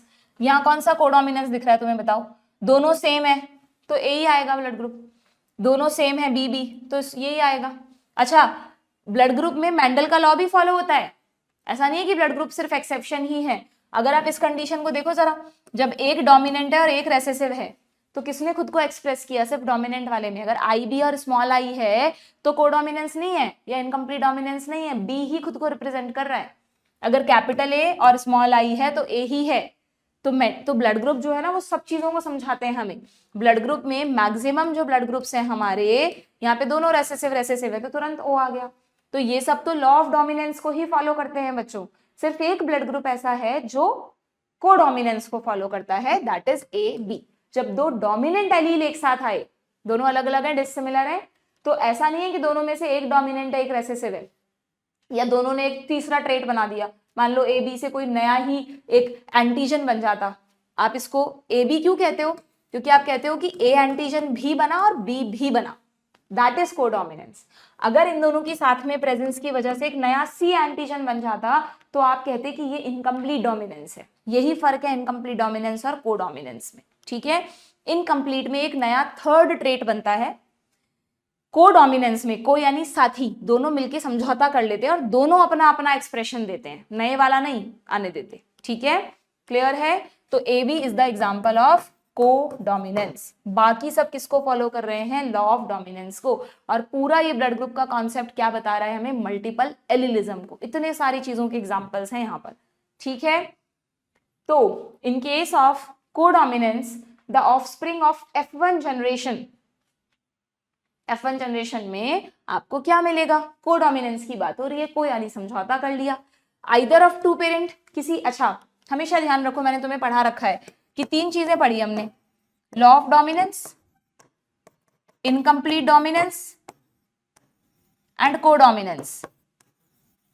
अगर हम पेरेंट की बात करें कि जो F1 जनरेशन है वो किससे मैच कर रही है, तो लॉ ऑफ डोमिनेंस में तो either of parent, but obvious either of parent यानी किसी एक ही पेरेंट से मैच करेगी और वो डोमिनेंट पेरेंट होगा, वी नो। इनकम्प्लीट डोमिनेंस में नीदर ऑफ द पेरेंट, किसी भी पेरेंट से मैच नहीं करेगा, ठीक है क्या। और शायद स्पेलिंग गलत लिख दी क्या मैंने, सही कर लेना। और कोडोमिनेंस में क्या होगा? बोथ ऑफ द पेरेंट से मैच करेगा, बोथ ऑफ द पेरेंट से मैच करेगा, ठीक है। तो कोडोमिनेंस में क्या आंसर करूं मैं? बोथ द पेरेंट, ठीक। ए भी आया एंटीजन, बी भी आया, that's why codominance. Done, clear. ये किसका आंसर है? लॉ ऑफ डोमिनेंस का। ये तो किसी में होता ही नहीं है, नन, अरे हो गया ना, नन ऑफ द, अच्छा ये नन ऑफ द पेरेंट और in between the trait of two parent दोनों लगभग सेम सेम से ऑप्शन है। इनकम्प्लीट डोमिनेंस के लिए चुन सकते हो। अगर इनकम्प्लीट डोमिनेंस का क्वेश्चन होता तो फिर दोनों ऑप्शंस नहीं देते तुमको, कोई एक देते इसमें से, ठीक है। चलो भाई आगे बढ़ जाएं क्या, नेक्स्ट क्वेश्चन पर आए। देखिए मल्टीपल एलील्स आ गया, देखो multiple alleles are present at different loci in the same chromosome, different chromosome at the same locus in the homologous chromosome. चाहे से मल्टीपल एलील्स हैं पर वो सारे एलील्स एक ही ह्यूमन में, एक ही इंडिविजुअल में नहीं होंगे, बल्कि मल्टीपल एलील्स में से कोई दो ही एलील सेम लोकस पर होमोलोगस क्रोमोसोम, जैसे बच्चों ये जो दो होती है ना, इसको एक ही लोकस बोलते हैं। ऐसे बोल सकते हो आपकी two homologous locus of homologous chromosome, but generally क्योंकि ये एक एलील है ये दूसरा एलील है तो दोनों मिलकर एक ही तो जीन बना रहे हैं, तो उसको सेम साइट बोलते हैं, ठीक है। ये क्रोमोसोम है, ये दूसरा क्रोमोसोम है, तो this is a same gene locus, okay. तो इसका आंसर होगा option C. Done, next question. The most popularly known blood grouping is the ABO because O in it refer to having, क्या language है, चलो उसको छोड़ो, तुम तो ये बताओ कि O ब्लड ग्रुप के केस में क्या होगा। सिंपल है, सबको पता है। उसमें blood group human circulatory system में भी बहुत अच्छे से पढ़ाया मैंने ब्लड ग्रुप्स का कॉन्सेप्ट, जेनेटिक्स में भी पढ़ाया है तुमको। ओ का मतलब होता है दो रेसेसिव एलील आ गए, रेसेसिव एलील आ गए मतलब एंटीजन बना ही नहीं, जो उस पर्सन की आरबीसीज हैं उन पर एंटीजन्स हैं ही नहीं, ठीक है। ओ एंटीजन मत कर देना कि ए से ए एंटीजन बनता है, बी से बी बनता है तो ओ से ओ एंटीजन बनेगा, एंटीजन नहीं बनता। ओ का मतलब, ओ मतलब जीरो के रेफरेंस में यूज हुआ है, एंटीजन्स होते ही नहीं है उसकी आरबीसीज पर, तभी तो आप उसको सेफली किसी को भी डोनेट कर सकते हो ओ ब्लड ग्रुप का ब्लड, क्योंकि ओ के पास खुद के एंटीजन्स ही नहीं है, तो वो किसी और की बॉडी में फॉरेन एंटीजन्स की तरह कैसे एक्ट करेगा, यूनिवर्सल डोनर है, ठीक है। नो एंटीजन्स ऑन आरबीसीज, पहला ही आंसर मिल गया। फिर भी एक बार देख लो, अदर एंटीजन्स नहीं, ओवर डोमिनेंस वन नहीं, जरूरत ही नहीं, ठीक है। चलिए next question, a man of A blood group, हाँ इस तरह के क्वेश्चन भी आते हैं जेनेटिक्स में, है ना। एक क्वेश्चन तो आ ही जाता है, या तो कलर ब्लाइंडनेस पर पूछ लेंगे, सिकल सेल एनीमिया पर, या ब्लड ग्रुपिंग पे सबसे ज्यादा आता है कि अगर दो इस तरह के पर्सन्स की मैरिज हुई है तो उनके बच्चों में क्या होगा, फिनोटाइप जीनोटाइप, है ना। तो ए ब्लड ग्रुप है मैन का। हमेशा इस तरह के क्वेश्चंस करते वक्त पेन चलना चाहिए जेनेटिक्स में। जेनेटिक्स में क्या, मैं तो तुम्हें हमेशा कहती हूँ कि तुम जब भी क्वेश्चन प्रैक्टिस करो पेन साइड में रख के तो करना ही मत, पेन साथ में चलना चाहिए। जब हम लिखते जाते हैं, चाहे ऐसे टिक ही लगा रहे हो, क्रॉस ही लगा रहे हो, लिखते जाते हैं तो हमारा ब्रेन ज्यादा अलर्ट होता है। ठीक है, man of A blood group, A blood group यानी अगर किसी का ब्लड ग्रुप ए है तो उसका जीनोटाइप ये भी हो सकता है और ये भी तो हो सकता है ना बच्चों, हमें नहीं पता, हमने लिख लिया दोनों possibility. Marriage a women of A B blood group, ये बड़ा आसान है, कभी ए बी या ओ लिखा हुआ आ जाए तो पता है हमें जीनोटाइप, ए बी में तो ये होगा और अगर ओ लिखा हुआ आता है तो जीनोटाइप ये होगा, सिंपल सी बात है। कुछ बुक्स में ऐसे ओ को आई ओ लिखा रहता है, बट ज्यादा अप्रोप्रिएट है स्मॉल आई लिखना, क्योंकि कैपिटल आई में लिख रहे हो तुम फिर तो वो तो डोमिनेंट हो गया ना, क्योंकि तो रेसेसिव है, तो ज्यादा अप्रोप्रिएट है स्मॉल आई लिखना। Which type of progeny would indicate that man is heterozygous? ये कह रहा है कि हम कह रहे हैं कि ये नहीं है, फादर का ये वाला है, तो बताओ अगर इन दोनों कॉम्बिनेशन का तुम क्रॉस कराओगे, करा लो जरा, देखो आई ए स्मॉल आई, फटाफट करा लो, आई ए और आई बी। ठीक है, अब बताओ ए ए, यहाँ पर ए बी, क्या क्या पॉसिबिलिटीज आ सकती हैं, ए आई और बी आई, यानी इनके अगर फादर हेट्रोजाइगस हैं, मदर का तो फिक्स है, तो कौन कौन से प्रोजेनी होते उनके, ए ब्लड ग्रुप होता, ए बी ब्लड ग्रुप होता, ए ब्लड ग्रुप होता और बी ब्लड ग्रुप होता, यानी ओ के अलावा उनमें हर तरह का ब्लड ग्रुप प्रोजेनी में पॉसिबल है। तो ये कह रहा है which type of progeny would indicate that man is heterozygous है। और इसमें भी तुम थोड़ा सा लॉजिक लगा लेना कि अगर ये होते ना, फादर का जीनोटाइप ये होता ए वाला और इसका इसके साथ क्रॉस होता, तो देखना जरा क्या रिजल्ट आता बच्चों। अगर ए का ए बी के साथ क्रॉस होता तो यहाँ तो एक ही बनता, यहाँ पर दो तरह के कॉम्बिनेशंस बनते, तो या तो बच्चों में ए ब्लड ग्रुप होता या तो बच्चों में ए बी ब्लड ग्रुप होता। क्या इस केस में बी ब्लड ग्रुप पॉसिबल है? नहीं, जबकि यहाँ पर ए पॉसिबल है, ए बी पॉसिबल है और बी, तो बी ब्लड ग्रुप एक ऐसा ब्लड ग्रुप है जो सिर्फ तब आ सकता है जब मैन हेट्रोजाइगस रहा हो। तो इसका मतलब हमारा आंसर हो जाएगा ऑप्शन डी। कभी कभार ऐसे थोड़ा घुमा फिरा के भी पूछ लेते हैं क्वेश्चंस को, जिसमें आपको दोनों पॉसिबिलिटीज का क्रॉस बना के देखना है। अगर माइंड में कर सकते हो, इतनी प्रैक्टिस कर रखी है तुमने, बहुत अच्छी बात है, बट जनरली मैंने देखा है माइंड में करने से एग्जाम में वैसे ही तुम इतने घबराए हुए होते हो, एंजाइटी में होते हो, गड़बड़ी हो जाती है, फिर वो सिली मिस्टेक में काउंट होती है। तो ज्यादा अच्छा है, जितना टाइम माइंड में सोचने में लगेगा ना बच्चों, उतना ही टाइम लिखने में लगता है। तो तुम्हारा मिसकंसेप्शन होता है कि हम लिख के देखेंगे तो ज्यादा टाइम लगेगा, नहीं लगता, तुम करके देख लेना। ठीक है, तो ऑलवेज बी सेफ, जहां पे गलती होने के चांसेस है वहां पे सेफ मेथड अपनाओ। ठीक है, क्लियर है? आगे बढ़ते हैं। नेक्स्ट क्वेश्चन क्या है भाई, डोमिनेंस। डोमिनेंस को मैच करो। डोमिनेंस के केस में क्या होता है, ये है क्या, heterozygous only one allele, yes. Codominance, both allele express fully. Pleiotropy, अच्छा अब इन दोनों में शुरू में बोला था मैंने आपको, प्लियोट्रॉपी एंड पॉलीजेनिक को मिक्स मत कर देना। प्लियोट्रॉपी और पॉलीजेनिक को कैसे याद रखोगे देख लो, पॉलीजेनिक के नाम से याद रखो, मैनी, कौन मैनी, जीन्स।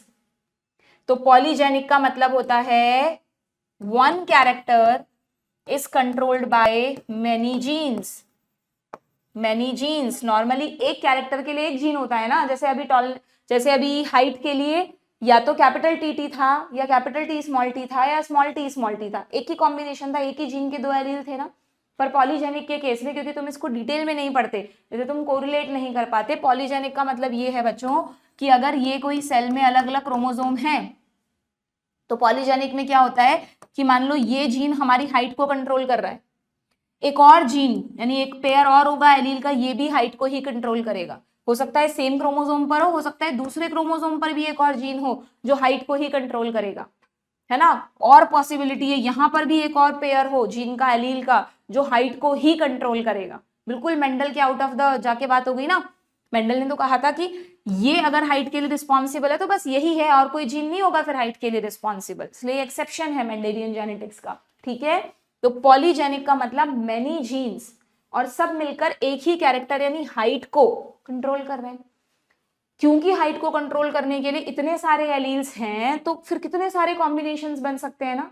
तो क्या होता है, यहाँ पर कैरेक्टर तो एक ही है पर उसके बहुत सारे फिनोटाइप्स आते हैं, many many phenotypes are there, और यही कंफ्यूजन क्रिएट होता है हमारा। एक कैरेक्टर है, बहुत सारे जीन्स हैं, और बहुत सारे जीन्स हैं तो बहुत सारे एलील्स हैं, तो टोटल कितने एलील्स हैं, उनके एडिटिव इफेक्ट से ये डिसाइड होगा कि क्या फिनोटाइप होगा। देखो ह्यूमन का स्किन कलर कितना वेरिएबल है, व्हीटिश में कितने कॉम्प्लेक्शंस हैं, फेयर में, डार्क में, सब में अलग अलग बहुत सारे शेड्स भी हैं, है ना। ह्यूमन का हाइट, ह्यूमन की हाइट, उसमें भी बहुत सारे इंचेस में फर्क होता है। और हाँ ये भी ध्यान रखना, वेरी इंपॉर्टेंट, कि पॉलीजेनिक में हमेशा आपकी एनसीईआरटी में लिखा हुआ है, देख लो वहीं पर हाईलाइट करा देती हूँ मैं आपको, कि पॉलीजेनिक में क्या हो गया, पॉलीजेनिक में इन्वायरमेंटल इफेक्ट भी होता है। फिनोटाइप को जीन्स तो कंट्रोल करते ही हैं बच्चों, और डू रिमेंबर, बहुत आ गया पॉलीजेनिक वाला कॉन्सेप्ट, डू रिमेंबर कि वहां पर इन्वायरमेंटल इफेक्ट भी होता है। एकदम लिंकेज की भी बात चले जाओ, वहां पर जाकर पॉलीजेनिक निकालो तुम अपनी एनसीईआरटी में। जब मुझे यहाँ आलस नहीं आता कोई चैप्टर पेज खोल के दिखाने में, तो तुम्हें क्यों आता है? जब तुम ये क्वेश्चन प्रैक्टिस करते हो तो अपने साथ एनसीईआरटी लेके बैठते हो कि नहीं? जब भी मेरा कोई भी सेशन देखोगे, ये नियम है, बिना एनसीईआरटी के नहीं देखना। जो भी चीज मैं तुम्हें एनसीईआरटी में दिखाती हूँ वो खुद की एनसीईआरटी में खोला करो, वहां मार्क किया करो, ठीक है।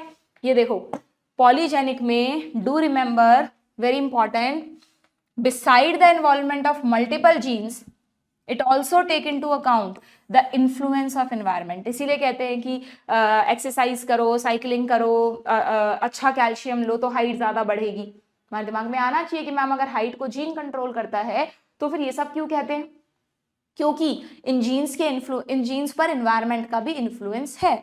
हमारे गोरे काले होने पर, हमारे स्किन कलर पर सनलाइट का कितना एक्सपोजर है, इसका भी इन्फ्लुएंस है। तो पॉलीजेनिक के केस में एनवायरमेंटल इन्फ्लुएंस भी होता है। असर्शन रीजन क्वेश्चन आ जाएगा, ध्यान रखना, ठीक है। अब प्लियोट्रॉपी पे आओ तुम, कि यहां पर एक कैरेक्टर के लिए बहुत सारे जीन्स थे। प्लियोट्रॉपी क्या होता है देखना, प्लियोट्रॉपी में क्या होता है बच्चों कि जीन एक ही है। सपोज ये एक जीन है कोई, ठीक है, ये जीन कोई प्रोडक्ट बना रहा है, कोई भी एक एंजाइम बना रहा है, और वो एंजाइम अलग अलग रिएक्शंस में इन्वॉल्व है, जिन रिएक्शन से अलग अलग प्रोडक्ट बनते हैं।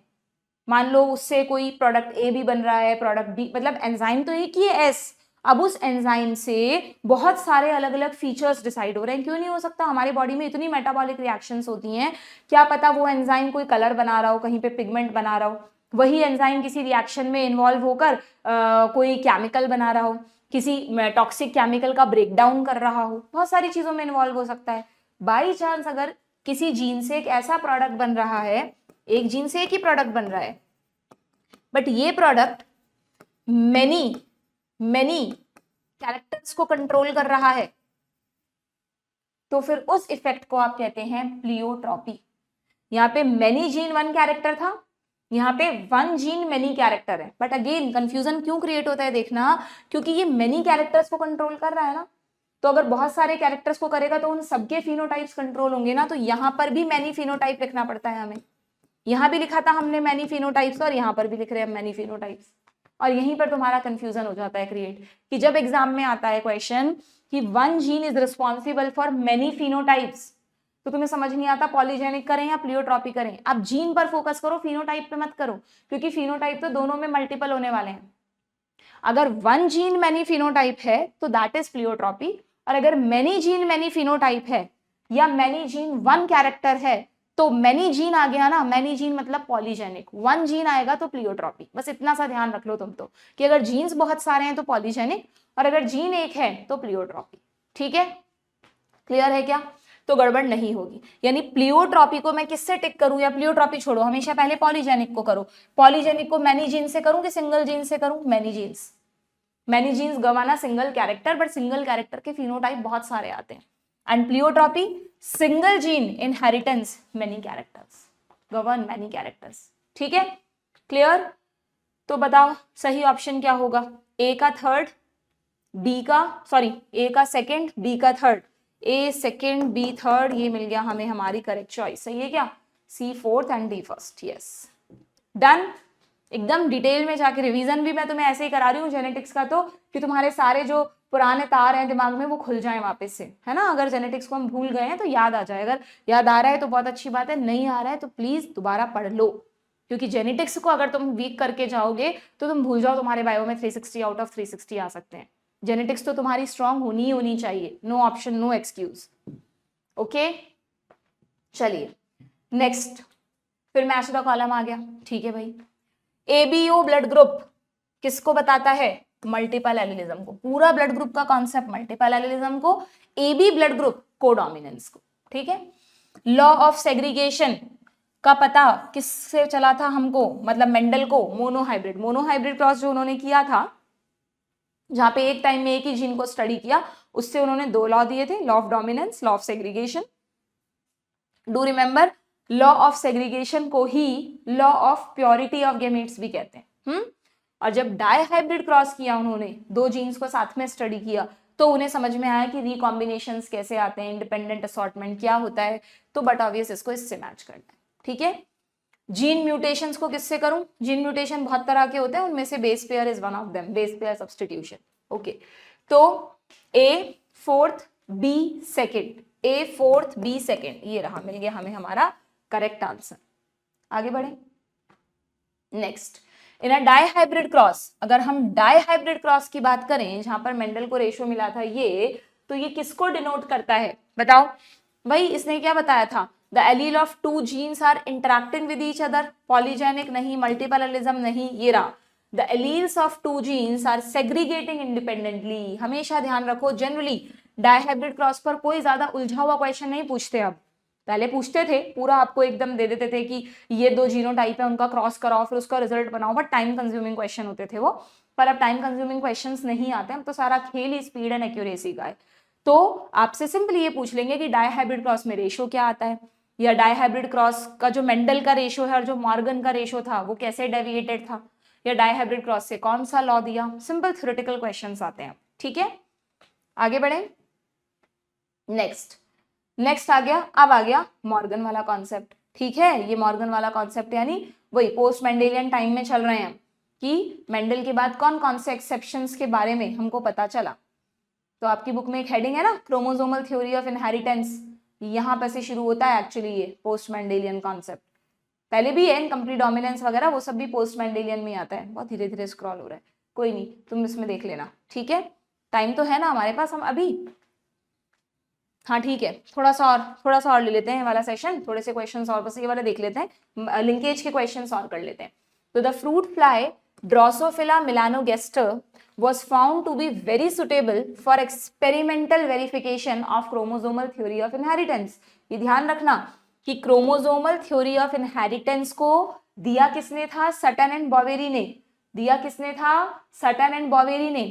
लेकिन इसे प्रूफ किसने किया था? मॉर्गन ने, ठीक है। दोनों अलग अलग क्वेश्चंस हैं, और इसी थ्योरी के बेस पर मेंडल के वर्क को रीडिस्कवर किसने किया था? 3 scientist, de Vries, Correns and von Tschermak के। वही डीवरीज हैं, ह्यूगो डीवरीज, म्यूटेशंस वाले, ठीक है। मिक्स नहीं करना चीजों को। तो ये क्या कह रहा है कि the fruit fly was found to be, अच्छा सिंपली इस क्वेश्चन में लैंग्वेज को थोड़ा उलझा दिया है। आपसे ये पूछा है कि मॉर्गन ने अपने एक्सपेरिमेंट्स के लिए फ्रूट फ्लाई को क्यों चूज किया था। ये तो जो बोर्ड की तैयारी कर रहे हैं ना बच्चे, वो भी ध्यान रखना बच्चों, ये क्वेश्चन आता है कि फ्रूट फ्लाई को ही मॉर्गन ने क्यों चूज किया था, फ्रूट फ्लाई में ऐसे क्या फीचर्स होते हैं। तो फ्रूट फ्लाई के फीचर्स यहाँ दे रखे हैं, ठीक है। वही, इसका भी लाइफ साइकिल शॉर्ट होता है। इसमें सबसे अच्छी बात कि मेल और फीमेल्स को बहुत इजीली डिफरेंशिएट कर सकते हैं, clear differentiation of the male and female without using microscope. ज्यादा माइक्रोस्कोपिक फीचर्स नहीं है, जैसे होता है ना कि रेड आई, व्हाइट आई, बड़े विंग, छोटे विंग, और कौन सा लिया था एक, विंग्स का साइज हो गया, आई का कलर हो गया, बॉडी का colour, yellow colour, brown colour. ऐसा नहीं है कि एक मेल में एक फीमेल में, सारे फीचर्स मेल में भी हो सकते हैं, फीमेल में भी हो सकते हैं, ठीक है। मैंने लेक्चर में ना, जैसे हम पी के लिए टेबल बनाते हैं डोमिनेंट रेसेसिव की, वैसे फ्रूट फ्लाई के लिए टेबल बनवाई है। वो टेबल याद रखना, तो आपको दिक्कत नहीं आएगी इसको करने में, ठीक। तो देखें जरा, फ्रूट फ्लाई का लाइफ साइकिल शॉर्ट होता है, कितना होता है ये नोट कर लेना, 2 वीक है बच्चों, 15 डेज में नई जनरेशन मिल जाती है, और क्या चाहिए, फटाफट रिजल्ट मिल जाएंगे। क्योंकि इंसेक्ट है तो सिंगल मेटिंग में बहुत सारे एग्स बनते हैं, तो large number of progeny flies मिलती हैं, ठीक है। फ्रूट फ्लाई क्यों कहते हैं इसे? क्योंकि ये सिंपल कल्चर मीडियम में आपको फ्रूट का एक्सट्रैक्ट अवेलेबल कराना है, ये उस पर ग्रो कर जाएंगी, ठीक है। ये वो हाउस फ्लाई नहीं है, हाउस फ्लाई अलग होती है, फ्रूट फ्लाई अलग होती है। तो बताइए क्यों उन्होंने फ्रूट फ्लाई को चुना? बिकॉज इट रिप्रोड्यूस पार्थेनोजेनेटिकली, नहीं, यहाँ पे पार्थेनोजेनेसिस का कोई यूज नहीं है। A single mating produce only 2 flies, नहीं। Smaller female is easily recognizable from larger male. जरा देखना, फ्रूट फ्लाई में कौन लार्जर है कौन स्मॉलर है, हमेशा ध्यान रखना, गड़बड़ मत करना, ह्यूमन से उल्टा होता है। जैसे एस्कैरिस में भी कहा था हमने कि एस्कैरिस में male are shorter females are longer, humans में जनरली हाइट बॉयज की ज्यादा होती है, बट एस्कैरिस में भी और यहाँ फ्रूट फ्लाई में भी उल्टा है, फीमेल्स आर लॉन्गर यूजुअली, ठीक है। जबकि यहाँ क्या लिखा है, जल्दीबाजी में तुम इसको सही कर दोगे, बट फीमेल को स्मॉलर लिखा है तो ये गलत है। It complete it's life cycle in about 2 weeks, yes. इसीलिए ना मैं मतलब ठीक है, अब वो वाली चीज है कि यार आपको बहुत जल्दी आंसर्स देने, मतलब स्पीड में पेपर करना होता है, टाइम पे खत्म होना जरूरी है, तो ज्यादातर बच्चे ऐसी हैबिट बना लेते हैं कि हमें चारों ऑप्शन पढ़ने ही नहीं है, बस हमें सही ऑप्शन मिल गया, आगे का पढ़ना नहीं है। बट मैंने कभी ये हैबिट नहीं बनाई अपनी, क्योंकि ऐसा करने से ना गलती होने के चांसेस कम हो जाते हैं। देखो तुम अगर मान लो बाई चांस जल्दी जल्दी में मुझे ध्यान नहीं रहता और मैं इसको टिक कर देती और आगे बढ़ जाती, तो मेरा यही फाइनल आंसर होता। बट क्योंकि मेरी हैबिट है कि मुझे चारों ऑप्शन पढ़ने ही है, चाहे हल्का सा निगाह ही डालनी है, तो मैंने जैसे ही देखा यार it complete life cycle in 2 week की तो सही है, तो तुरंत इसमें गलती पता चल गई कि यार स्मॉलर फीमेल लिखा है, ये गलत है। तो हमारा ब्रेन ना ढूंढ लेगा गलती, अदरवाइज हम मान लेंगे कि ये ऑप्शन सही है। इसलिए चारों ऑप्शन पढ़ने से सिली मिस्टेक कम हो जाती है। बट चारों ऑप्शन वही बच्चा पढ़ सकता है जिसके कॉन्सेप्ट्स अच्छे हैं, वरना तुम्हें चारों ऑप्शन पढ़ के करने में तुम 45 क्वेश्चन ही अटेम्प्ट कर पाओगे, 90 क्वेश्चन तक पहुंच ही नहीं पाओगे, ठीक है, क्लियर। आगे बढ़े। द एक्सपेरिमेंटल वेरिफिकेशन किसने दिया था क्रोमोसोमल थ्योरी का, ये रहे थॉमस हंट मॉर्गन, ठीक है। यहाँ तो कंफ्यूज ही नहीं किया तुम्हें, वरना यहाँ पे एक ऑप्शन होना चाहिए था Sutton and Boveri, okay. Next, Sutton and Boveri noted that behaviour of chromosome was parallel to the behavior of genes, बिल्कुल ठीक है। उन्होंने बताया कि जो जो चीजें जीन की है वो सब क्रोमोसोम की भी है, पेयर में होते हैं, गैमीट बनते वक्त अलग हो जाते हैं, इंडिपेंडेंट असॉर्ट कर सकते हैं, okay. And Sutton gave chromosomal theory of inheritance and he united the knowledge of chromosomal segregation with Mendelian principle of segregation. Exactly NCERT में लिखा है, बोथ आर करेक्ट, ठीक है। Select the correct statement given below with respect to dihybrid cross, ठीक है भाई, देख लेते हैं। डाईहाइब्रिड क्रॉस के लिए हमें करेक्ट स्टेटमेंट निकालना है। Tightly linked gene on the same chromosome show higher recombination. अब जब हम लिंकेज पढ़ते हैं तो वहां पर लिंकेज के कितने क्वेश्चन है मुझे देख लेने दो जरा, अगर 1-2 ही हैं तो अभी कर लेते हैं, वरना आई थिंक कितने क्वेश्चन कर लिए बच्चों हमने, मैं ये देख रही हूँ आपके लिए ओवर वो ना हो जाए। चलो ठीक है, अब बात कर ही लिए तो बता देती हूँ फटाफट से। लिंकेज में क्या है, 1-2 क्वेश्चन और कर लेते हैं, बाकी फिर नेक्स्ट सेशन में लेंगे। लिंकेज में हमेशा ध्यान रखो जी, जेनेटिक्स ऐसी है ना, एक बार पढ़ना शुरू करते हैं और समझ आता है तो मजे मजे में कितना भी आराम से पढ़ लो, फ्लो में बहुत अच्छे से समझ में आ जाता है ना। तो लिंकेज में क्या होता है देखना, कि अगर मैं कह रही हूँ दोनों होमोलोगस क्रोमोसोम है, होमोलोगस क्रोमोसोम का मतलब अब आप सबको पता है, ठीक है। क्या एक हैप्लॉइड ऑर्गेनिज्म में होमोलोगस क्रोमोसोम हो सकते हैं बच्चों? हैप्लॉइड का मतलब होता है कि अगर किसी के पास 4 क्रोमोसोम हैं तो वो 4 में से कोई किसी का पेयर नहीं है। कोई बात नहीं, वो इवन नंबर है, ऐसा कोई फिक्स नहीं है कि ऑड नंबर ही होना चाहिए, इवन नंबर भी हो सकता है, ऑड भी हो सकता है।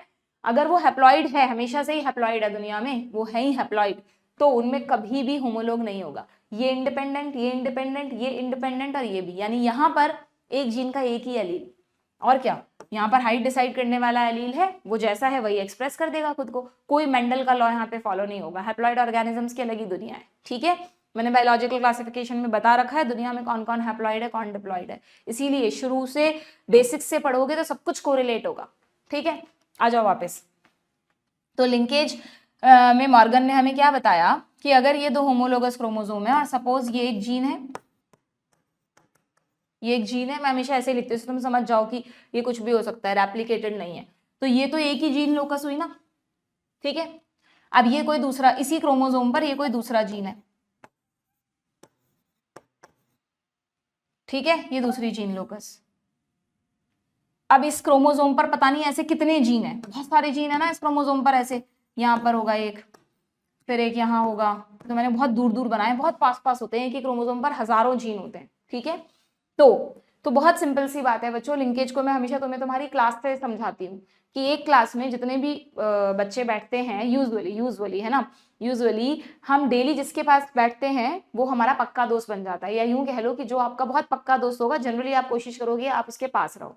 और पक्की दोस्ती मतलब इतनी पक्की दोस्ती कि उसको कोई नहीं तोड़ सकता, ठीक है, तो वो हमेशा पास पास होंगे। तो कोई दो जीन जितना पास होंगे, कोई दो जीन जितना पास होंगे उनके बीच में उतनी पक्की दोस्ती होगी, और पक्की दोस्ती का मतलब लिंकेज। ओके, तो और कोई दो जीन जितना दूर होंगे, एक क्लास में फर्स्ट बेंच पर कोई बैठा है और लास्ट बेंच पर कोई बैठा है, तो वो जानते तो हैं एक दूसरे को, एक ही क्लास के बच्चे हैं तो, लेकिन उनको कोई खास मतलब नहीं है एक दूसरे से, they are very far to each other, है ना। तो अगर दो जीन बहुत दूर हैं, दो जीन बहुत दूर हैं एक ही क्रोमोसोम पर, लिंकेज तो होगा इन दोनों में भी, एक ही क्रोमोसोम पर चाहे इस कॉर्नर और इस कॉर्नर पे जीनों है तो एक ही क्लास के, यानी लिंकेज तो होगा, but very weak linkage. Very weak linkage मतलब कोई भी इजीली क्रॉसिंग ओवर पॉसिबल है, कोई भी इजीली उनकी दोस्ती को तोड़ सकता है, दोस्ती है ही नहीं, ना के बराबर है ना।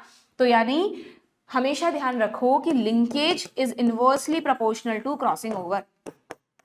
सिंपल सी बात है, linkage is inversely proportional to crossing over, क्योंकि क्रॉसिंग ओवर किस पर डिपेंड करती है, डिस्टेंस पर। क्रॉसिंग ओवर किस पर डिपेंड करती है, दो जीन्स के डिस्टेंस पर। दो जीन जितना दूर दूर है इजीली क्रॉसिंग ओवर कर लेंगे। बहुत पास पास है, अगर ए इधर जाने की कोशिश करेगा और मान लो यहाँ कैपिटल सी है तो कैपिटल सी भी चला जाएगा, यहाँ स्मॉल ए स्मॉल सी है तो वो दोनों भी फिर यहाँ आएंगे, ए और सी हमेशा साथ साथ रहेंगे। अगर कैपिटल ए वहां जा रहा है तो कैपिटल सी भी वहां जाएगा उसके साथ, छोड़ेगा ही नहीं वो उसका साथ। तो कैपिटल ए के साथ हमेशा कैपिटल सी रहेगा, स्मॉल ए के साथ हमेशा स्मॉल सी रहेगा, ठीक है, या जो भी कॉम्बिनेशन है ये हमेशा साथ साथ रहेंगे, तो आपको रिकॉम्बिनेशन नहीं मिलेंगे। यानी क्रॉसिंग, अगर क्रॉसिंग ओवर हो जाती, डिस्टेंस ज्यादा होता, तो रिकॉम्बिनेशंस भी खूब मिलते। ये बिल्कुल इस तरह का रिलेशन है कि ये तीनों तो एक दूसरे के डायरेक्टली प्रोपोर्शनल है, दो जीन जितना दूर होंगे उतनी क्रॉसिंग ओवर होगी, उतने रिकॉम्बिनेशन आएंगे। ये तीनों एक दूसरे के डायरेक्टली प्रोपोर्शनल है बच्चों, crossing over, distance between two gene and recombination, ये तीनों एक दूसरे के डायरेक्टली प्रोपोर्शनल है, और लिंकेज इनका इनवर्सली प्रोपोर्शनल है। बहुत सिंपल सा कॉन्सेप्ट है, डिटेल में समझना है तो जाकर लेक्चर देखो, लिंकेज बहुत अच्छे से आराम से पढ़ाया मैंने सीरीज में, ठीक है, डन। तो अब बताओ मुझे तुम, tightly linked genes on the same chromosome show higher recombination. अगर टाइटली लिंक्ड जीन है तो हायर रिकॉम्बिनेशन मिलेंगे तुम्हें, नहीं, टाइटली लिंक्ड मतलब पक्की दोस्ती, रिकॉम्बिनेशन आएंगे ही नहीं, ठीक है। Genes far apart on the same chromosome show very few recombination, फिर गलत, फार अपार्ट है, खूब बड़ा डिस्टेंस है तो ज्यादा रिकॉम्बिनेशन आने चाहिए थे, फ्यू नहीं, ठीक है। जीन्स लूजली लिंक्ड, यानी यही वाली condition, on the same chromosome show similar recombination as the tightly linked gene, बिल्कुल नहीं। अगर लूजली लिंक्ड है तो ज्यादा रिकॉम्बिनेशन, टाइटली लिंक्ड है तो कम रिकॉम्बिनेशन, तो सेम तो नहीं आएगा रिजल्ट, तो ये भी गलत। Tightly linked gene on the same chromosome show very few recombination, tightly linked gene अगर है तो या तो रिकॉम्बिनेशन आएंगे ही नेग्लिजिबल, और अगर आएंगे कभी कभार आ जाते तो वेरी फ्यू रख सकते हो आप इसमें। तो this is the correct statement, ठीक है। समझ में आ गया लिंकेज का कॉन्सेप्ट तुम लोगों को।